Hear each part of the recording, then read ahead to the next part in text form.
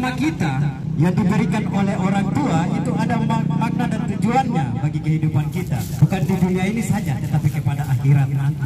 Jadi nama kita ini berharga. Jadi bapak dengan ibu jangan ubah nama kalau sudah dikasih sama orang tua. Mari kita lihat nama yang pertama yang dinubuatkan oleh Nabi Daniel tentang akhir zaman. Saya baca buat kita di dalam Daniel pasal 12 ayat 1 berbunyi begini. Pada waktu itu juga akan muncul Mikael, pemimpin besar itu, yang akan mendampingi anak-anak bangsamu, dan akan ada suatu waktu kesesakan yang besar seperti yang belum pernah terjadi sejak ada bangsa-bangsa sampai pada waktu itu. Tetapi pada waktu itu bangsamu akan terluput, yakni barang siapa yang didapati namanya tertulis dalam kitab itu. Haleluya. Siapa punya nama tertulis dalam Alkitab? Di dalam kitab itu. Jadi nama kita yang diberikan oleh orang tua itu ada maksud dan tujuannya. Tetapi kalau kita manusia sekarang ini kita kadang tidak pahami tentang nama kita. Padahal kalau dari dulu mereka dikasih nama itu ada maksud dan tujuannya. Contohnya Yakub. Yakub apa artinya? Yakub namanya bisa berubah menjadi Israel. Ada lagi dia berubah Salomo. Salomo namanya lagi berubah Yedija oleh karena Tuhan. Dia pun nama panjang. Jadi nama kita ini ada maksudnya dalam kehidupan kita. Jadi di sini Daniel katakan bahwa yakni barang siapa didapati namanya tertulis dalam kitab itu. Haleluya. Jadi Bapak Ibu, apakah Bapak Ibu mau duduk seperti begini? Mau lakukan hari-hari kehidupan kita seperti begini? Mari kita mau berusaha supaya nama kita itu harus tercatat dalam kitab kehidupan. Karena semua tercatat di dalam Alkitab. Ini nubuatan-nubuatan, karena Alkitab ini dia cerita tentang sejarah turun-temurun dari nenek moyang kita sampai datang kepada kita yang ada duduk sekarang ini. Dan kitab itu juga, Alkitab itu juga kitab nubuatan. Nubuatan-nubuatan itu terjadi nanti di dalam Wahyu. Kenapa saya mau angkat topik tentang nama kita? Karena di dalam Wahyu dia katakan begini, Wahyu 13 ayat 8 dia katakan begini. Dan semua orang yang diam di atas bumi akan menyembahnya, yaitu setiap orang yang namanya tidak tertulis sejak dunia ini dijadikan di dalam kitab kehidupan dari anak domba yang telah disembelih. Ini nama yang tidak tertulis di dalam kitab kehidupan. Jadi kalau Bapak dengan Ibu namamu belum tertulis, termasuk saya juga mau berusaha supaya nama saya juga tertulis dalam kitab kehidupan yang dikatakan oleh Wahyu, dikatakan oleh Daniel. Karena di dalam Wahyu ini kan penglihatan Yohanes pada akhir zaman nanti.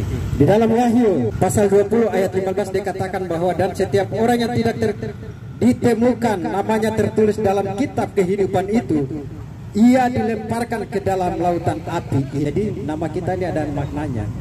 Nama kita ini sangat bermanfaat besar. Tetapi kalau kita tidak pahami, kita tidak mengerti tentang nama kita ada maksudnya bagaimana, mari Bapak Ibu saya ajari kita. Saya membuka pemahaman bagi kita. Apa maksudnya ini? Supaya kita tertulis di dalam kitab kehidupan. Saya mau tanya, mungkin kemarin saya sudah sampaikan juga. Saya waktu datang hari Sabtu sore di sini saya juga sudah khotbah, saya juga sudah sampaikan. Tapi saya mau ingatkan lagi karena ini saya berbicara tentang nama.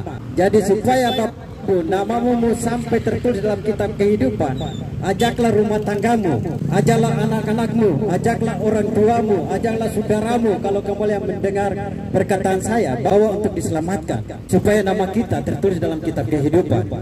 Kalau kita tidak mau bawa keluarga kita, rumah tangga kita kepada keselamatan, berarti nama kita tidak akan tertulis dalam kitab kehidupan.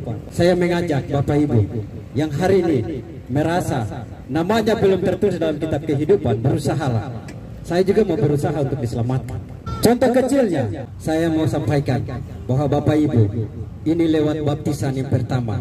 Kalau Bapak dengan Ibu belum bawa rumah tangga untuk diselamatkan lewat baptisan, jadi Bapak dengan Ibu jangan pikir tentang doktrin dogma, tentang gereja-gereja yang ada di atas negeri ini, gereja-gereja yang ada di bawah kolom langit ini. Gereja-gereja itu tidak akan membawa keselamatan buat Bapak dengan Ibu, sama saya juga tidak akan diselamatkan. Gereja-gereja itu tidak akan menyelamatkan kita. Tetapi mari kita membawa hidup kita, diri kita untuk diselamatkan. Tentang baptisan ini sampai hari ini gereja-gereja tidak ada yang mengakuinya. Banyak yang tidak mengakui tentang baptisan karena kita tidak percaya kepada Alkitab. Kita hanya percaya kepada Yesus Kristus. Saya kasih tahu. Jadi jangan kita salah melangkah. Saya kemarin sudah khotbah, berdiri khotbah sampaikan sini, tapi hari ini karena saya berbicara tentang nama, saya ungkit kembali lagi. Karena Alkitab ini dia akan menasihati kita terus. Tadi hamba-hamba Tuhan sudah kasih tahu bahwa kalau kita tidak mau mendengarkan nasihat daripada manusia, berarti Tuhan akan pakai alam ini untuk menasihati kita. Dan saya kemarin juga sudah bersaksi bahwa saya ikut doa dan puasa, bahwa hamba Tuhan mereka melihat, dan itu penglihatan itu pertamanya mereka melihat itu waktu berangkat dari sini ke Manokwari, urusan gereja di Manokwari. Mereka melihat itu tanpa doa, cuma duduk dan ucap syukur, dan mereka melihat bahwa kota Sorong ini ada seperti jangkar kapal, tapi itu berupa api turun dari langit, berdiri di kota Sorong, tengah-tengah kota Sorong. Seksian itu beliau pulang sampai di sini dia sampaikan cerita sama saya. Setelah itu kami berpuasa, lakukan doa dan puasa. Ternyata penglihatan itu saya berdoa sampai selesai, langsung dikasih tahu bahwa penglihatan itu dilihat lagi bahwa sama dengan jangkar kapal, dia berdiri di tengah-tengah kota Sorong sama dengan api. Entah, kita tidak tahu itu baik atau tidak. Tetapi mari kita mau berdoa. Dan hal itu belum beliau kasih tahu sama saya sendiri sudah lihat. Saya sendiri sudah lihat bahwa itu akan turun di tengah-tengah dari laut, dia akan bakar kota Sorong. Tetapi itu saya tidak tahu. Itu saya masih tanda tanya buat saya dengan penglihatan di dalam doa dan puasa itu. Saya kembali kepada ayat kebenaran firman Tuhan. Kenapa saya berbicara dan saya kembali kepada pokok tentang baptisan? Karena ini saya berbicara tentang nama. Nama ini dia berkaitan tentang baptisan. Kalau bapak dengan ibu tidak pernah membawa keluarga rumah tangga untuk dibaptis, untuk diselamatkan, berarti bapak dengan ibu jangan salah dan menyesal. Karena ini keselamatan kita, umat-umat yang ada di bawah kolom langit ini. Yang pertama Tuhan sudah kasih contoh. Mari kita baca di dalam Injil Matius. Injil Matius pasal 3 ayat 13 sampai dengan 17. Yesus dibaptis Yohanes, haleluya. Yesus saja kita percaya, orang Kristen yang hari ini percaya saja dia dibaptis. Tetapi kita banyak gereja yang hari ini itu karena doktrin dan dogma, dorang melarang umat-umat Tuhan untuk baptis, diselamatkan. Dan tidak percaya kepada Alkitab, percaya kepada aturan-aturan gereja. Kasih tahu kalau mau selamat, bawa diri untuk diselamatkan melalui satu jalannya ini, baptisan. Kalau bapak dengan ibu tidak percaya, baca di Injil Matius, Markus, Lukas sampai Yohanes. Injil itu semua tercatat bagaimana Yesus dibaptis. Kita hanya percaya kepada Yesus, tapi apa yang Yesus katakan kepada kita, kita tidak pahami. Kita tidak mau melakukannya. Saya baca kepada kita ayat 13, dia berbunyi begini. Maka datanglah dari Galilea ke Yordan kepada Yohanes untuk dibaptis olehnya. Tetapi Yohanes mencegah dia, katanya, akulah yang perlu dibaptis olehmu, dan engkau yang datang kepadaku. Lalu Yesus menjawab katanya kepadanya, biarlah hal itu terjadi, karena demikianlah sepatutnya kita menggenapkan seluruh kehendak Allah. Dan Yohanes menuruti perintahnya. Sesudah dibaptis, Yesus segera keluar dari air, dan pada waktu itu juga langit terbuka dan ia melihat roh Allah seperti burung merpati turun ke atasnya. Ayat 17 dia katakan begini, lalu terdengarlah suara dari surga yang mengatakan, inilah anakku yang kukasihi, kepadanya lah aku berkenan.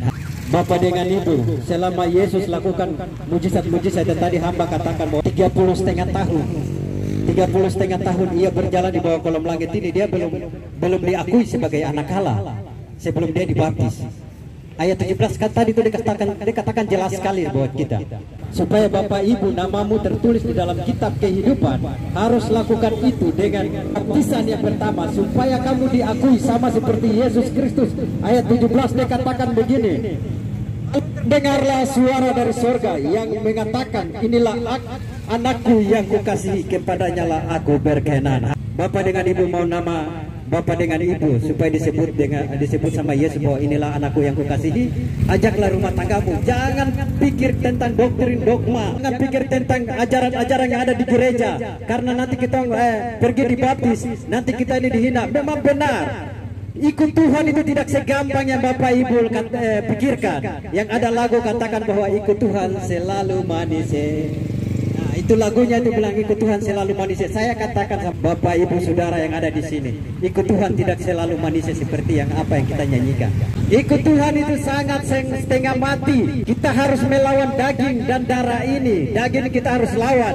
Kalau Bapak Ibu tidak lawan daging, Bapak dengan Ibu tidak akan ikut, nama tidak akan tertulis dalam kerajaan sorga. Tahu supaya kehidupan kita diselamatkan, rumah tangga kita, mari kita ikut ini firman Tuhan, jangan ikut yang lain. Tom punya pendeta-pendeta yang bicara di gereja, dorang pakai doktrin dan dogma. Ingat, cerita-cerita hukum-hukum dong bikin, jadi menghambat kita dengan kebenaran firman Tuhan.